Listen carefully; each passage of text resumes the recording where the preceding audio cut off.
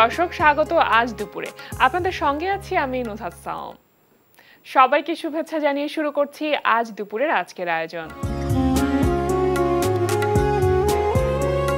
আজ থাকছে সংস্কৃতি, এনটিভি অনুষ্ঠান সূচি ও দুপুরের অতিথি। প্রথমেই থাকছে সংস্কৃতি। গ্যালারি কায়াতে অনুষ্ঠিত হচ্ছে চিত্রকলা প্রদর্শনী এক্সপ্রেশনস ইন গ্রাফিক্স। প্রতিদিন বেলা 11:30 থেকে সন্ধ্যা 7:30 এই সময় প্রদর্শনী চলবে 4 জুন পর্যন্ত। লালমাটিয়ার কলা কেন্দ্র ও দ্বীপ গ্যালারিতে অনুষ্ঠিত হচ্ছে ইন্টার আলিয়া আন্তঃপ্রসঙ্গত শীর্ষক বহুমাত্রিক যৌথ প্রদর্শনী। প্রদর্শনী চলবে 2 জুন পর্যন্ত। এবার এনটিভি অনুষ্ঠান সূচি। এবার জানিয়ে দিচ্ছি এনটিভির আজ রাতের বিশেষ অনুষ্ঠানগুলির সময়সূচি। রাত 8:20 থাকছে ধারাবাহিক নাটক ঘরের শত্রু বিভীষণ। এখন আব্বার বিচার শুরু, তাহলে হোয়াটসঅ্যাপে লোকেশনটা পাঠাও আব্বা। তারে কি ফালাই দিবেন ভাই? অবশ্যই ফালাই দিব। তুমি আমাকে একটা বার সুযোগ দাও। তার আওয়াজে বেহুশ পুরা দুনিয়া। আমি আপনার ছেলের বউ। আমি বিয়ে করি না, আমি তার বিয়ে করি না, আমি কোনো বিয়েই করি নাই। রাইট, কথা ওইটাই থাকলো। পাতরে খায় পাতরে ফুটা তবু নাই রিঅ্যাকশন। আজও ব্যাক অ্যাডভেঞ্চারে ঘরের শত্রু বিভীষণ। রাত 9টায় থাকছে অনুষ্ঠান স্যান্ডালিনা গ্ল্যামার ওয়ার্ল্ড।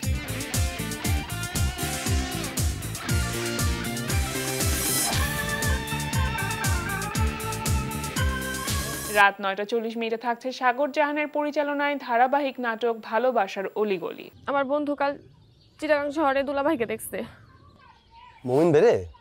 জি, ওনার সাথে নাকি এক মহিলাও ছিল। মহিলা আপনার আত্মীয়স্বজন কেউ? না, ওনার বউ। কি? সে আজ এই গ্রামে এসে মমিন ভাইকে বাটপারি করেছে। কালকে সে আপনার বাড়িতে চলে যেতে পারে, আপনাকে ব্ল্যাকমেল করতে পারে। তার থেকে আপনারা সবাই সাবধান। এই সাবধানের বাণী জানিয়ে আজকের মতো আমার ভিডিও এখানেই শেষ করছি। নরসিংদী বেলাবো থেকে হাসিবুল খন্দকার, দূর করি সব অন্ধকার। রাত 11:30 সরাসরি সম্প্রচার হবে টক শো এই সময়।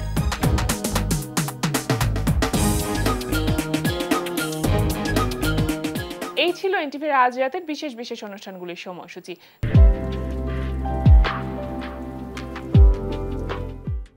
এবার দুপুরের অতিথি। প্রিয় দর্শক, আমাদের আজ দুপুরের অতিথি নন্দিত অভিনেতার সাজু খাদেম।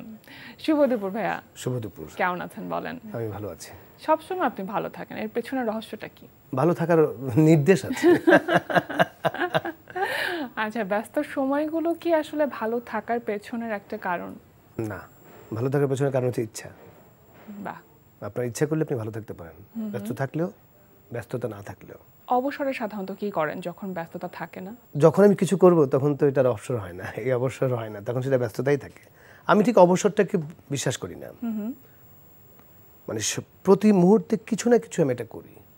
আমার এক কাজিন, উনি এসেছিলেন আমেরিকা থেকে, উনি আমাকে এই কথাটা বলেছিলেন, আমি নিজে নোটিস করি। উনি বলছেন যে তোমাকে আমি কখনো দেখি নাই তুমি অবসর আছো, তোমার কোনো কাজ না থাকলে তুমি ছবি আঁকছো। হ্যাঁ হ্যাঁ, মানে কিছু না কিছু একটা করছো। আচ্ছা। এবং সেটা তার কাছে খুব ইন্টারেস্টিং লাগলো। ইভেন আমার মনে হচ্ছে তুমি ঘুমাও কি না। আমি ঘুমাতে গেলেও মনে হয় আমি মানে মনে হচ্ছে না আমি খুব একটা রিল্যাক্সলি ঘুমাতে পারি। ঘুমাতে গেলেই মনে হয় এটা ভাবি সেটা ভাবি, ভাবতে ভাবতে ভাবতে ভাবতে কখন ঘুমিয়ে যাই। ঘুম ছাড়া আর কোনো অবসর আছে বলে আমি খেয়াল করিনি। আচ্ছা, এই যে ছবি আঁকা, কি মানে একজন চিত্রশিল্পী হয়ে ওঠা বা শিল্পী হয়ে ওঠার পেছনে ছবি তো একটা বড় বিষয় ছিল আপনার ক্ষেত্রে। থিয়েটার এবং ছবি একসাথে শুরু হয়েছিল, তো মানে একটা অন্যটাকে আসলে কিভাবে কমপ্লিমেন্ট করেছে আপনার জীবনে? না, নানাভাবেই। আমি তো সবসময় মনে করি যে শিল্পকলার যে কোনো মাধ্যম, এটি ইন্ডিভিজুয়াল মাধ্যম না, এই মাধ্যমটি কোনো না কোনোভাবে সকল মাধ্যমের সাথে সম্পৃক্ত। বেসিকটা কিন্তু এক। আপনি নিজেও একজন শিল্পী, সেই জায়গা থেকে আপনি বুঝতে পারবেন যে রং, বিন্যাস, পার্সপেক্টিভ, কম্পোজিশন সেগুলো দ্বিমাত্রিকভাবে যেরকম থাকে সেরকম ভিজুয়ালিও থাকে। অনেকে আমাকে বলে চারুকলা থেকে অভিনয়, চারুকলা থেকে তো অভিনয় করা উচিত, চারুকলা থেকে আমি ব্যাংকে চাকরি করলে একটু অবাক হওয়ার ব্যাপার। তো এটা আমার কাছে কোনো ধরনের মনে হয় না যে একজন চিত্রশিল্পী কীভাবে অভিনেতা হবে। চিত্রশিল্পী অভিনেতা হতেই পারে, একজন অভিনেতাও চিত্রশিল্পী হতে পারে। নিঃসন্দেহে। শুধুমাত্র কাগজে আঁকলেন সেটাই তো ছবি নয়। আপনি টেলিভিশনে কোন কম্পোজিশনে দাঁড়াচ্ছেন, কোন কম্পোজিশনে কথা বলছেন, সেটাও কিন্তু একটা আর্ট। সো আমার কাছে মনে হয় যে আমাকে ভীষণ সহযোগিতা করেছে বরং অবশ্যই। আমার এবং এই যে কোনো শিল্পকলার মাধ্যমটাই শুরুটা কিন্তু কল্পনা শক্তি বা চিন্তা শক্তি থেকেই শুরু হয়, তাই না? শিল্পকলার মূল জায়গাটাই ওটা এবং ওয়েপন সেটা। বিভিন্ন রকম ব্যস্ততার কথা শুনছিলাম আপনার, অনেক কিছু নিয়ে আপনি এখন ব্যস্ত। তো বর্তমানে এনটিভিতে প্রচারিত হচ্ছে ঘরের শত্রু বিভীষণ, সেখানে আমরা আপনাকে দেখছি একটি বিশেষ চরিত্রে। তো একটু জানবো যে মানে অভিজ্ঞতা কেমন এই ধরনের নাটকে কাজ করার? মানে এই নাটকের যিনি ডিরেক্টর সাজিন আহমেদ বাবু, ওর সাথে আমার ব্যক্তিগত একটি দারুণ সম্পর্ক আছে, সবার সাথেও আছে, তার সাথেও আছে। আচ্ছা। তো তার সাথে আমার দীর্ঘদিনের সম্পর্ক, কিন্তু কাজের সম্পর্কটা খুব কম ছিল। সরাসরি তার সাথে কোনো নাটকে আমার অভিনয় করা হয়নি, অনেকবার করব করে করা হয়নি। এই কাজটি ছিল তার সাথে আমার সেই অর্থে যদি বলি প্রফেশনালি কোনো কাজ, এটা প্রথম কাজ। আচ্ছা। তো এই সাজিন বাবু যখন আমাকে চরিত্রটার কথা বললো, আমার কাছে চরিত্রটা খুব ইন্টারেস্টিং মনে হয়েছিল। সকল চরিত্র ইন্টারেস্টিং, এটাও ভালো লাগলো কারণ এই লোকটার অনেকগুলা মাত্রা আছে, তার অনেকগুলো দিক আছে মানে এই চরিত্রের। আচ্ছা।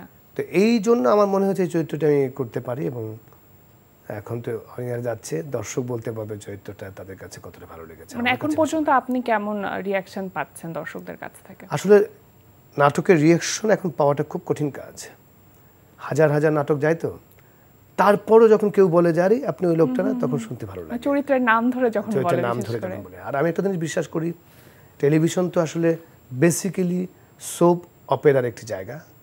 দীর্ঘ ধারাবাহিক না হলে চরিত্রগুলো মানুষের কাছে পরিচিত হয়ে উঠতে সময় লাগে। আমরা ঠাস করে যদি একটা নাটক বন্ধ করে দিই, আপনি দেখবেন যে এখন পর্যন্ত যেই নাটকগুলো আলোচনায় আসে সেই নাটকের পরিধি অনেক বড় ছিল। আমার মনে হয় এই নাটকটি যদি চলতে থাকে আমরা আরো রেসপন্স পাবো দর্শকের কাছ থেকে। নিঃসন্দেহে। সাজিন আহমেদ বাবু পরিচালিত এই নাটকটি এবং এটার স্ক্রিপ্টটা লিখেছেন শফিকুর রহমান শান্তনু। তো গল্পটা আসলে যদি একটু আপনি আমাদেরকে ছোট্ট করে বলতেন যে মূলত কোন গল্পটা নিয়ে নাটকটি এগিয়ে যাচ্ছে? আসলে একটা ধারাবাহিকের গল্পের নানা দিক থাকে, আর গল্পটা তো বলে ফেলা উচিত হবে না কারণ গল্পটা দর্শক দেখবে। দর্শকের কাছে গল্পটার গেমিক যদি আমি ফাঁস করে দিই তাহলে মজা লাগবে না। শুধু এইটুকু বলতে পারি যে শান্তনুর লেখার মধ্যে একটা মুনশিয়ানা আছে, ও রহস্য করে লিখতে পারে। ইভেন আমার চরিত্রটি রহস্য কি সেটা অনেকাংশে ডিরেক্টর কিংবা রাইটার আমাকেই খোলাসা করেনি। আচ্ছা। সো আমি নিশ্চিত যে আরো অনেক মজার মজার রহস্যর জট খুলবে এবং সেই গল্পটি বলে ফেলাটা ঠিক হবে না, উচিত হবে না। মানে আপনার চরিত্রটাকে এখানে শত্রু নাকি বন্ধু? আসলে কে শত্রু কে বন্ধু? আপনি দেখেন শিবরাম বলেছিলেন একটা বয়সের পর মানুষ আর বন্ধু হয় না, হয় শত্রু হয় নয়তো মিত্র হয়। বাহ। তো আমার কাছে মনে হয় যে শত্রু মিত্র এই ব্যাপারটি ডিপেন্ড করে তার পারসেপশনের উপর। আচ্ছা। যে মানুষটি আমার কাছে খুব প্রিয় অন্য আরেকটি মানুষের কাছে মানে আপেক্ষিক এই বিষয়টা। নিঃসন্দেহে মানে আপেক্ষিক, মানে এটা আসলে পার্সপেক্টিভটা ডিফারেন্ট। আপনাকে আমি একভাবে চিনলাম, তার মানে এই নয় অন্য আরেকজন বন্ধু বলতে পারে উফ ও খুবই বিরক্তিকর, কিন্তু আমার কাছে বিরক্তিকর লাগেনি। তার মানে তো কোনো ডিসিশনে পৌঁছা যাবে না। মানে আপনি আমার কাছে বন্ধু হতে পারেন কিন্তু আরেকজনের কাছে শত্রু হতেই পারে। হ্যাঁ, আমি সেই জন্য মনে করি যেটা হুমায়ুন আহমেদ স্যার খুব সুন্দরভাবে করতেন, কোনো চরিত্রকে কোনো নেগেটিভ বানাতেন না। উনি চরিত্রটাকে এমনভাবে প্লে করে যেতেন যে সময়ের প্রয়োজনে, গল্পের প্রয়োজনে না, সময়ের প্রয়োজনে বা পরিস্থিতির প্রয়োজনে একটি লোকের নানা রকমের দিক খুলে যেতে পারে। তাতে সে খারাপও হতে পারে, ভালো হতে পারে। মানুষ জন্মগতভাবে তো খারাপ হয় না। আমার কাছে মনে হয় যে এই চরিত্রটি ভালো না খারাপ, তার মানে এই চরিত্রে আরো রহস্য আছে যেটা সামনে আসবে। রহস্য আছে বা কিংবা বাস্তবতায় কি কি হয়। আচ্ছা, আপনাকে কিন্তু আমরা বিভিন্ন রকম চরিত্রে দেখেছি, মানে কমেডি চরিত্রে পেয়েছি, নেতিবাচক চরিত্রে পেয়েছি, খুব ভালো মানুষের চরিত্রেও পেয়েছি, বিভিন্ন রকম চরিত্রে কাজ করেছেন। মানে বর্তমান সময়ে যেই সময়টা আমরা পার করছি বেশ একটা অস্থির সময়, বা নাটকের প্রতি মানুষের আগ্রহটা বেশ কম, মানে টেলিভিশন কেন্দ্রিক মানুষ বেশ কম। সেখানে এটাকে আসলে পেশা হিসেবে যখন আপনি নিচ্ছেন তখন সেই চরিত্রগুলোর সাথে বা গল্পের সাথে একজন অভিনেতার জায়গা থেকে কি কম্প্রোমাইজ করে কাজ করতে হয়? আসলে আপনি 60 দশকের সিনেমা দেখেন, সেখানেও কেউ কেউ বলবে ওই সিনেমাতে ডায়লগ থেকে কি যুগ আসলো তো এটা আমি বিশ্বাস করি না। আমার কাছে মনে হয় সবই হচ্ছে একটা সময়ের ব্যাপার। সময়ের সাথে আগামীর পথে এনটিভি নিজেই বলেছেন যে এই সময়ের অস্থিরতাটা একমাত্র অস্থিরতা তা নয়। এই সময়ের কাজগুলোর আপনি বিচার করবেন আজ থেকে 20 বছর পর। 20 বছর পর আমরা বলবো আমাদের সময় এই শিল্পী ছিলেন, এই শিল্পী ছিলেন। 20 বছর পর লোক একই কথা বলবে, কি হচ্ছে এখন। তো এটা আসলে একদম আমার কাছে মনে হয় যে কোনো অস্থির সময় পার করছে না। এটি একটি প্রক্রিয়ায় আছে। এই প্রক্রিয়াতে ভালো কাজ হয়, খারাপ কাজ হয়। আপনি দেখেন এখন কিন্তু ছেলেমেয়েরা অনেক স্মার্ট, তাদের নির্মাণও অনেক স্মার্ট। আমরা অনেক সময় বলি যে ভাষার ব্যবহার সংযত করে করা উচিত। মানে এই সংযত করবে কি করবে না এটা যার যার ব্যক্তিগত শিক্ষার উপর ডিপেন্ড করে। আর কিছু কিছু জিনিস অবশ্যই সামগ্রিক পলিসির উপর ডিপেন্ড করে। আচ্ছা, ব্যক্তিগতভাবে আমার উপর আর আপনার উপর ছেড়ে দিলে হবে না। সামগ্রিকভাবেই এক ধরনের সিদ্ধান্তে, এক ধরনের ডিজাইনে আসতে হয়। চ্যানেলগুলো যদি মনে করে যে এই ধরনের অস্থির নাটক আমরা প্রচার করব না, বা এই ধরনের কথাবার্তা বললে আমরা প্রচার করব না, তাহলে কেউ করবে না। তখন সে যদি মনে করে যে আমি আমার ফ্রি স্ট্রিমিংয়ের জায়গায় গিয়ে নিজেকে বাজারজাত করার চেষ্টা করব, পৃথিবীতে কিন্তু আমাদের মতো এত ফ্রি স্ট্রিমিং কোথাও নাই। জি। সো এই জন্য আমরা একটা অস্থির সময় মনে করছি, কারণ ইউটিউবের সাথে মগজের সমৃদ্ধিটা আমাদের হয়নি। মানে ডিজিটালাইজেশনের সাথে খাপ খাইয়ে নেওয়া বা কোপ আপ করার বিষয়টি আমরা মানে হয়নি, কারণ প্রযুক্তি চলে গেছে অনেক উপরে। হ্যাঁ, আমাদের মগজটা এখনো সেই জায়গায় পৌঁছায়নি বলে আমরা সীমিত। মনে হচ্ছে আমরা অস্থির আছি, কিন্তু এটা ঠিক হয়ে যাবে। কিন্তু এখন কিন্তু ভাইয়া প্ল্যাটফর্মগুলো বেশ অনেকগুলো ভার্সাটাইল একটা প্ল্যাটফর্ম। ধরেন ওটিটি, ইউটিউব, আবার টেলিভিশন মিডিয়া, এবং এক একটার কন্টেন্ট কিন্তু এক এক রকম।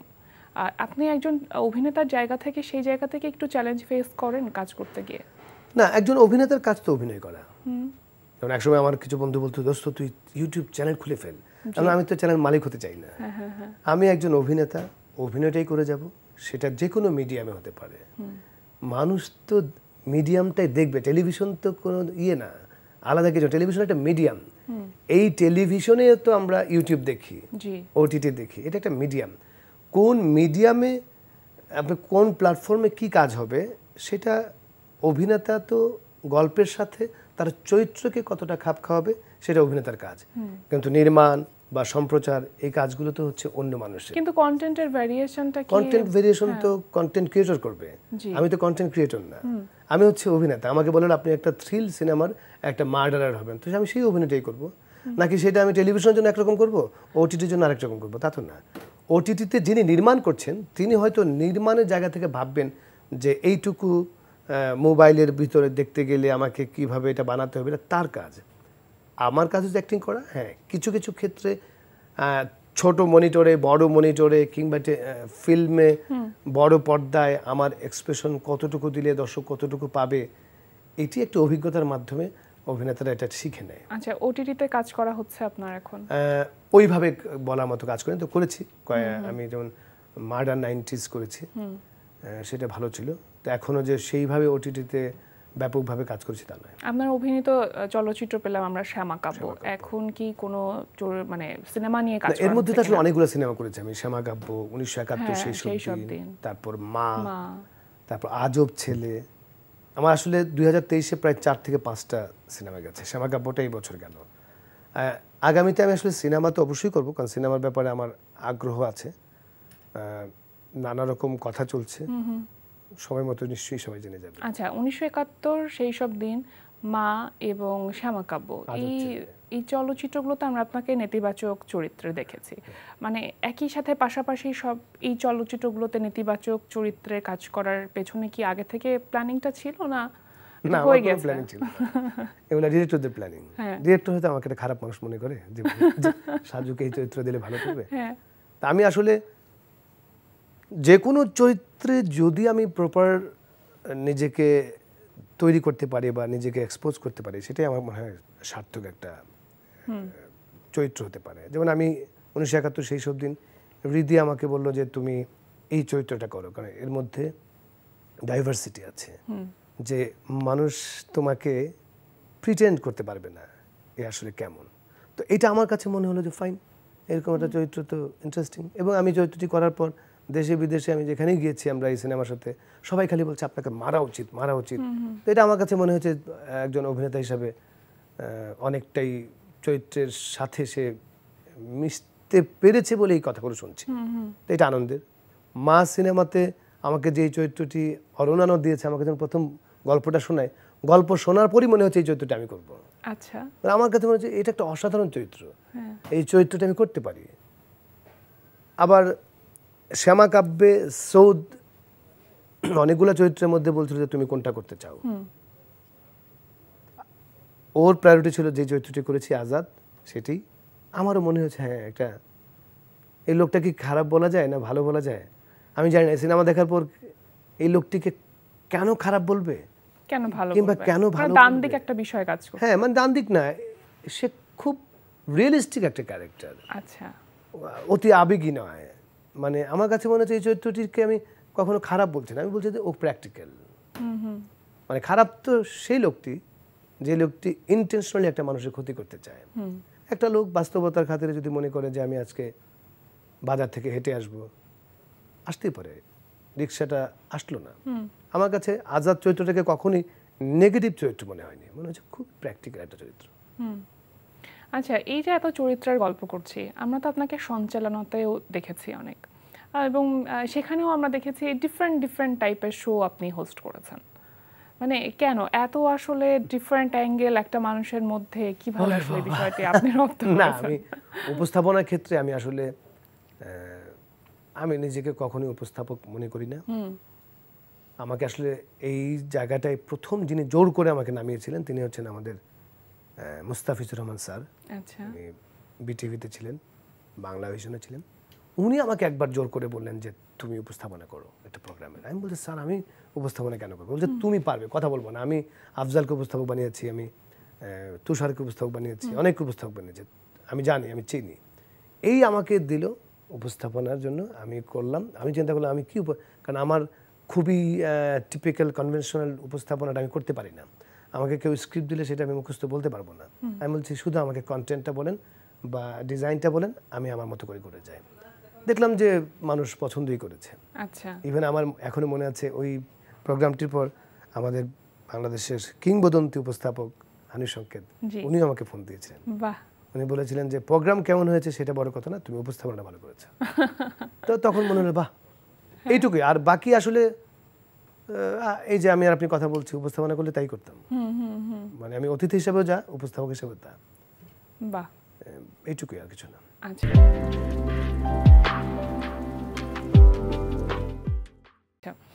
উপস্থাপনার কথা শুনছিলাম, এবার একটু জানতে চাইবো আপনার কাছে যে একজন শিল্পীর জায়গা থেকে আপনার কাজ হচ্ছে কাজ করে যাওয়া, কিন্তু দর্শকদের জায়গা থেকে দর্শকরা যেরকম ভালো কিছু বলে আবার খারাপটাও বলে, মানে অনেক সমালোচনা থাকে। এমন কোনো সমালোচনা ছিল যেটা আপনার ভীষণ রকম দাগ কেটেছে বা মানে মন খারাপ হয়েছে? প্রতিনিয়ত আসলে সবার হাতে হাতে যখন মোবাইল, সবার হাতে হাতে প্রযুক্তি। একটা সময় ছিল একটা নাটকের পর আমরা অপেক্ষা করতাম বিচিত্রা কিংবা আনন্দধারা বা বিভিন্ন পত্রিকায় সমালোচনা আসবে, বিশেষ করে যায় যায় দিন, যে কার নাটকটি কেমন হয়েছে, চরিত্রটি কেমন, একটা খুবই প্রপার ক্রিটিসিজমটা ছিল। আর এখন বাংলাদেশের যতগুলো মানুষের হাতে মোবাইল আছে, প্রত্যেকটা মানুষ এক একজন ক্রিটিক। একদম। তো ক্রিটিসাইজ করার জন্য যোগ্যতা প্রয়োজন আছে কি না সেটা আমরা জানি না।